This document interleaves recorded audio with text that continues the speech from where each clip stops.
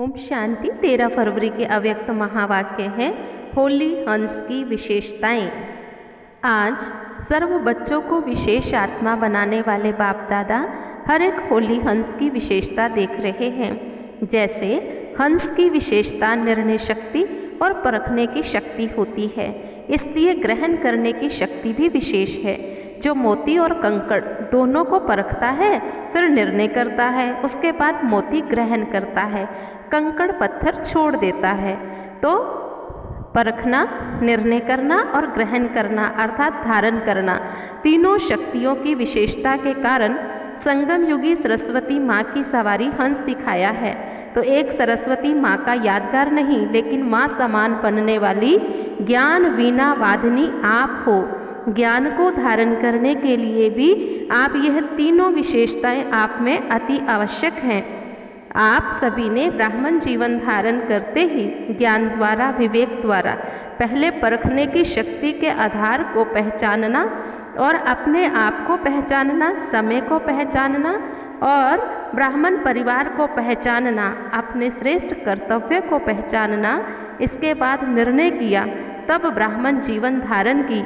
ये वही कल्प पहले वाला बेहद का बाबा है, परम आत्मा है। मैं भी वही कल्प पहले वाली श्रेष्ठ आत्मा हूँ, अधिकारी आत्मा हूँ। इस परखने के बाद ही निर्णय लिया, बिना बाप को परखने के निर्णय नहीं कर सकते।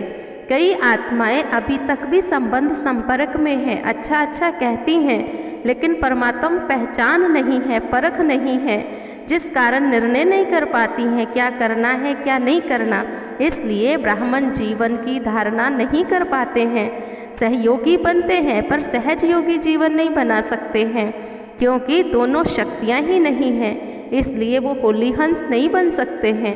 पवित्रता रूपी मोती और अपवित्रता रूपी कंकड़ दोनों को अलग नहीं समझते हैं, तो पवित्रता को ग्रहण करने की शक्ति नहीं आती है। होली हंस की विशेषता पहले परखना, पहचानना, निर्णय ठीक किया, तब ब्राह्मण बने, तब चल रहे हैं। जो सेवा करते और कर्म में आते, सारे दिन दिनचर्या में कर्म करते, संबंध संपर्क में आते, उसमें सफलता मूर्त होकर के कर्म करते हैं। मनसा वाचा कर्मणा, सफलता का आधार ही क्या है? परखना और निर्णय करने की शक्ति। सेवा की सफलता व संपर्क में सफलता सदा न होने का कारण चेक करो। कार्य को, व्यक्ति को, आत्मा को परखने की शक्ति में अंतर पड़ जाता है। जिस आत्मा को जिस समय जिस चीज़ की आवश्यकता हो, हम वो नहीं परख पाते, इसलिए कार्य में सफलता नहीं हो पाती।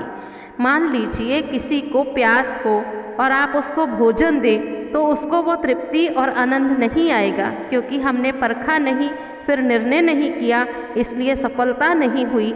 साधारण शब्दों में ब्राह्मण कहते हैं, हर एक की नब्ज़ को पहचानो।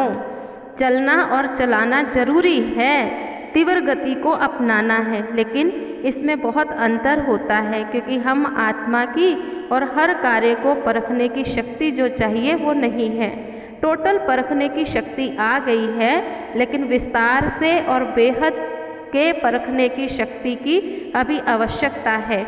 इस समय आत्मा को ग्रहण शक्ति कितनी है, वायुमंडल क्या है, वो भी आपको समझना पड़ेगा। शिक्षा लेने की मूड कैसी है।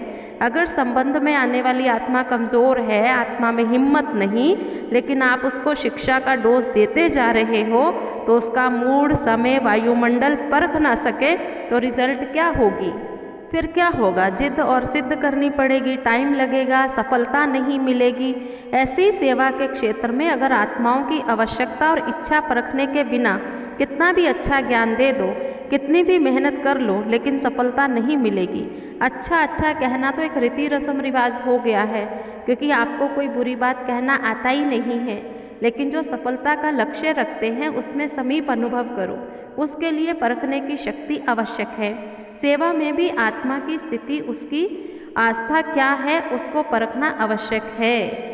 तो होली हंस की विशेषता है परखने की शक्ति। यथार्थ परखने की शक्ति होगी, श्रेष्ठ निर्णय होगा, तो सफलता भी मिल जाएगी। सारे दिन में चेक करो कि परखने की शक्ति कहाँ तक यथार्थ रही, कहाँ करेक्शन और एडिशन करने की आवश्यकता है। कई बार समस्या आती है, लेकिन माया आती है, उनका प्रभाव पड़ता है, हम वश हो जाते हैं। लेकिन जब परिस्थितियों का, माया का संग, परिस्थितियों का संग थोड़ा हल्का हो जाता है, तब दिव्य बुद्धि अपना काम करती है, जिसको आप लोग कहते हो होश में आ गए हैं। फिर महसूस होता है कि ये करेक्शन व एडिशन नहीं होनी चाहिए थी, ऐसा होना चाहिए था। लेकिन रजिस्टर में व कर्म के हिसाब किताब में तो दाग नहीं, लेकिन बिंदी तो पड़ गई, बिल्कुल साफ तो नहीं रहा ना। इसलिए कहा जाता है कर्मों की लीला अति गूढ़ है। फिर बाबा ने टीचर्स को मुलाकात की, सारा दिन गीत गाती है, वाह वाह मेरे श्रेष्ठ कर्मों की लीला, कर्मों की गहन गति की लीला, श्रेष्ठ कर्मों की लीला।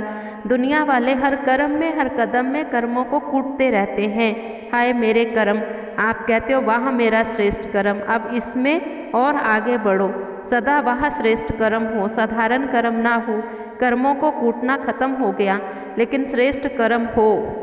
जब वशीभूत होते हैं तो राइट को भी राइट नहीं समझते हैं, रॉन्ग को राइट समझते हैं।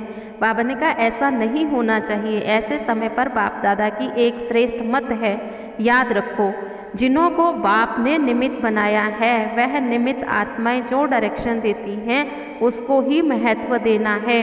निमित्त बनी हुई श्रेष्ठ आत्माओं द्वारा जो शिक्षा डायरेक्शन मिलते हैं उसको उसी समय महत्व देने में। अगर कोई बुरी बात भी होगी तो बाबा जिम्मेवार है, बाबा उनको ठीक कर देगा। ये गुहे रहस्य है, गुप्त मशीनरी है। बड़े माना बाबा, बाबा ने उनको निमित्त बनाया है। बाबा पाप को बदलने की भी जिम्मेवारी लेता है। कोई भी बात आएंगी तो कहेंगे निमित्त बने हुए जाने, बड़े जाने, हल्के हो गए ना, लेकिन सिर्फ स्वमान मात्र। इस गुह्य बातों को बाप जाने और समझदार बच्चे जाने। निमित्त आत्माओं के लिए कुछ भी कहना अर्थात बाप के लिए कहना, निमित्त बाप ने बनाया है ना। कोई भी कार्य करो, कभी भी कोई हलचल के वातावरण के प्रभाव में नहीं आना है। शांति की शक्ति से अथवा शांत रहने से कितना भी बड़ा कार्य, विघ्न सब सहज समाप्त हो जाता है और सर्व का कार्य संपन्न हो जाता है।